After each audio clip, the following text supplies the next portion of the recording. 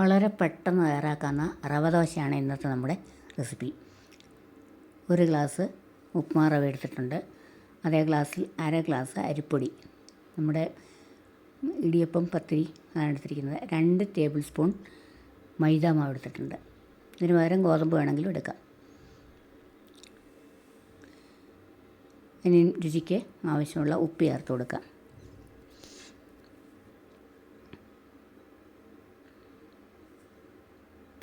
അര ടീസ്പൂണോളം ജീരകം,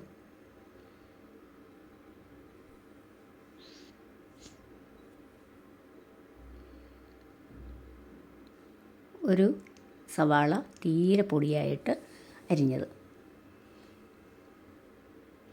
രാവിലെ വളരെ ഈസി ആയിട്ട് തയ്യാറാക്കാവുന്ന ഒരു വിഭവമാണിത്. പിന്നെ 1 ടേബിൾ സ്പൂണോളം മല്ലിയില പൊടി പൊടിയായിട്ട് അരിഞ്ഞെടുക്കണം. 2 പച്ചമുളക് ചെറുതായി അരിഞ്ഞത്. ഇതെല്ലാം ചേർത്ത് നമുക്ക് നന്നായിട്ടൊന്ന് മിക്സ് ചെയ്തെടുക്കാം. നമുക്ക് തലേദിവസം അരച്ച് വയ്ക്കുകയോ കുതിർക്കാൻ വെക്കുകയോ പുളിപ്പിക്കുന്നതൊന്നും ആവശ്യമില്ല. രാവിലെ നമുക്ക് പെട്ടെന്ന് തയ്യാറാക്കാവുന്ന ഒരു ബ്രേക്ക്ഫാസ്റ്റ് റെസിപ്പിയാണിത്. ഇതിൽ നന്നായിട്ട് മിക്സ് ചെയ്തെടുത്തിട്ടുണ്ട്. ഇതിന് നമുക്ക് കുറേശ്ശെയായിട്ട് വെള്ളം ചേർത്ത് ഒന്ന് മിക്സ് ചെയ്തെടുക്കണം. അല്പമായിട്ട് വെള്ളം ഒഴിച്ചു കൊടുക്കുക. ഇപ്പോൾ 1 ഗ്ലാസ് വെള്ളം ഞാൻ ഇതിലേക്ക് ചേർത്തിട്ടുണ്ട്. ഇതിന് നന്നായിട്ട് മിക്സ് ചെയ്യാം.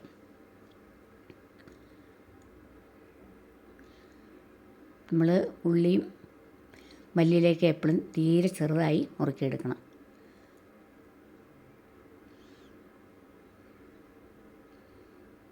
നമ്മുടെ മോരും വെള്ളമൊക്കെ ഇല്ലേ, ബട്ടർ മിൽക്ക്, അതേ രീതിയിലുള്ള കൺസിസ്റ്റൻസിയിൽ ആക്കി നമ്മളിത് എടുക്കണം. കുറേശ്ശെ വെള്ളം ആഡ് ചെയ്ത് കൊടുക്കാം.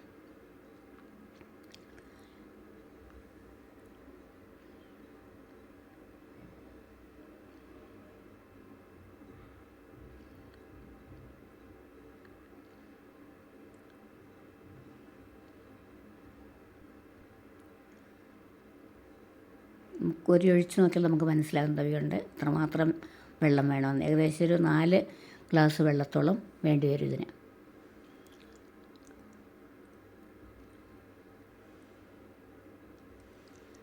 നന്നായിട്ട് മിക്സ് ചെയ്ത് വെച്ചിട്ടുണ്ട്. ഇതിന് നമുക്കൊരു 20 മിനിറ്റ് അടച്ചു വയ്ക്കാം, റവയൊന്ന് കുതിർന്നൊക്കെ വരാനായിട്ട്. നമുക്കിതിന് നല്ലൊരു ചട്നി തയ്യാറാക്കാം. ചീനച്ചട്ടി വെച്ചിട്ടുണ്ട്. ചൂടായി വരുമ്പോൾ അതിലേക്ക് 1 സ്പൂൺ എണ്ണ ഒഴിച്ച് കൊടുത്തിട്ടുണ്ട്. എണ്ണയോ വെളിച്ചെണ്ണ ഏതാണെങ്കിലും കുഴപ്പമില്ല.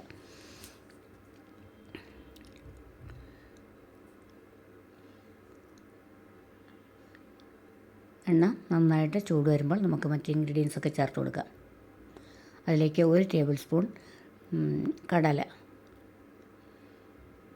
ചേർത്ത് നന്നായിട്ട് തീ കുറച്ച് വെച്ചൊന്ന് റോസ്റ്റ് ചെയ്തെടുക്കുക. അത് ഒരുപാടങ്ങ് റോസ്റ്റ് ആവേണ്ട, ഒരു പച്ചവാസനയൊക്കെ ഒന്ന് മാറിയാൽ മതിയാവും. അതുവരെ നമുക്ക് തുടർച്ചയായിട്ട് ഇളക്കി എടുക്കണം.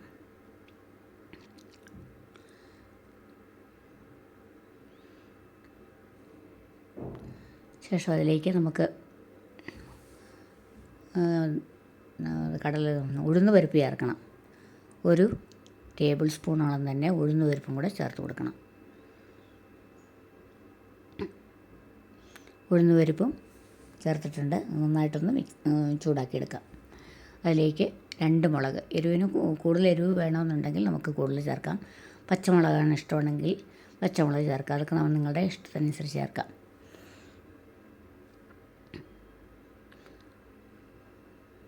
അതിൻ്റെ ആ റോസ് സ്മെല്ലും ഒക്കെ ഒന്ന് മാറുന്ന വരെ ചൂടാക്കണം.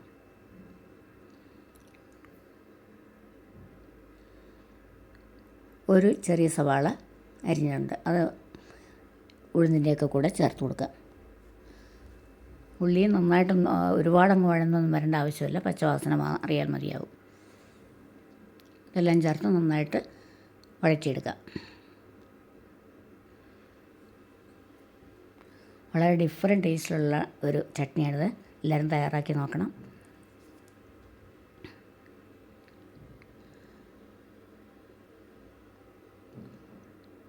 ഇതിനി നമുക്ക് ഒന്ന് തണുക്കാനായിട്ട് വയ്ക്കണം. നല്ലപോലെ തണുത്തിട്ടുണ്ട്. മിക്സിയുടെ ജാറിലിട്ട് നമുക്കിതിനെ ഒന്ന് അരച്ചെടുക്കണം.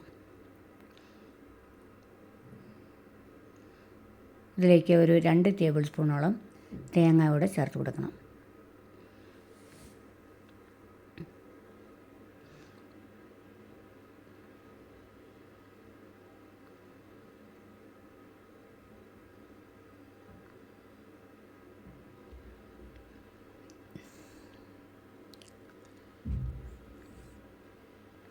ആവശ്യമുള്ള ഉപ്പ് ചേർക്കുക.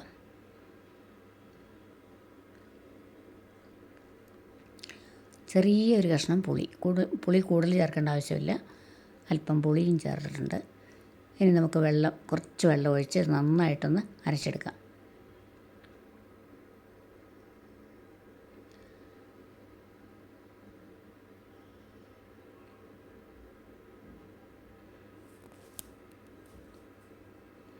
അതിനുശേഷം ഒന്ന് അരഞ്ഞതിന് ശേഷം അതിലേക്ക് കുറച്ച് മല്ലിയില കൂടെ ചേർത്ത് കുറച്ച് വെള്ളം കൂടെ ചേർത്ത് നന്നായിട്ടൊന്ന് അരച്ചെടുക്കാം.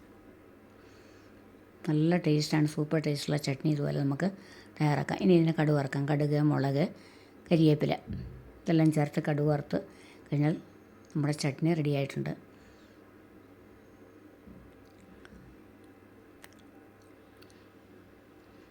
നമ്മുടെ കലക്കി വെച്ചിരിക്കുന്ന റവ എങ്ങനെ ഉണ്ടെന്ന് നോക്കാം. വെള്ളം വേണമെങ്കിൽ കുറച്ചുകൂടെ ചേർത്ത് കൊടുക്കാം. റവ ഇരിക്കുന്നതോറും കുറച്ച് കട്ടിയാകുമല്ലോ അടിയിൽ. അപ്പം നന്നായിട്ട് ഇളക്കി കൊടുക്കണം. ഓരോ പ്രാവശ്യവും നമ്മൾ ദോശ ഉണ്ടാക്കുമ്പോൾ ഇതുപോലെ ഇളക്കി എടുത്ത് നോക്കണം.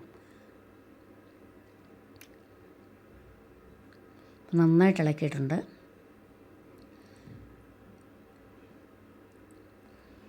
ഇരുപത് 25 മിനിറ്റ് ഉണ്ടെങ്കിൽ നമുക്കെല്ലാം ഇതുകൊണ്ട് രാവിലെ നമുക്കിത് ഒരു ബ്രേക്ക്ഫാസ്റ്റ് തയ്യാറാക്കാം. അപ്പം ദോശക്കല്ല് വെച്ചിട്ടുണ്ട്. ദോശക്കല്ല് നന്നായിട്ട് ചൂട് വരണം. ചൂടായതിന് ശേഷം നമുക്ക് ഓരോ തവി മാവ് ഇതുപോലെ ഒഴിച്ചു കൊടുക്കാം. സൈഡിലെല്ലാം ഒന്ന് ഫില്ല് ചെയ്ത് കൊടുത്താൽ മതി. ഒരു ഗ്ലാസ്സിൽ ഒഴിച്ചിട്ട് വേണമെങ്കിൽ നമുക്കിതുപോലെ ഒഴിക്കാം. അപ്പോൾ ഒഴിച്ചതിന് ശേഷം മീഡിയം ഫ്ലെയിമിലോട്ട് മാറ്റി വയ്ക്കണം. ഡ്രൈ ആയിട്ടുണ്ട് മുകൾ ഭാഗമെല്ലാം. അപ്പോൾ അവിടേക്ക് നെയ്യോ എണ്ണയോ നമുക്ക് ഇഷ്ടമുള്ളത് ഒന്ന് തേച്ച് കൊടുക്കാം. അതിനുശേഷം നമുക്കൊന്ന് വെയിറ്റ് ചെയ്യണം. ഒരു ബ്രൗൺ കളർ വരുന്ന വരേക്കും വെയിറ്റ് ചെയ്യാം. മീഡിയം ഫ്ലെയിമിൽ തന്നെ നമുക്ക് കുക്ക് ചെയ്തെടുക്കണം. 2 സൈഡും മൂപ്പിക്കേണ്ട ആവശ്യമില്ല. ഇത് ഒരു സൈഡിന് ശേഷം നമുക്ക് തിരിച്ചെടുത്തിട്ട് ഉപയോഗിക്കാവുന്നതാണ്.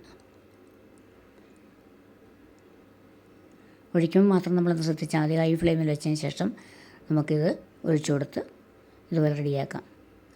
അപ്പോൾ ഇതുപോലെ ബാക്കിയിരിക്കുന്ന മാവ് നമുക്ക് തയ്യാറാക്കാവുന്നതേ ഉള്ളൂ. നല്ല ക്രിസ്പിയാണ്, നല്ല ടേസ്റ്റുമാണ്. ഇപ്പോൾ ഈ നമ്മൾ ഇതിനകത്ത് ഉള്ളി, മല്ലിയിലൊക്കെ ഇട്ടിട്ടുണ്ടല്ലോ, അതുകൊണ്ട്.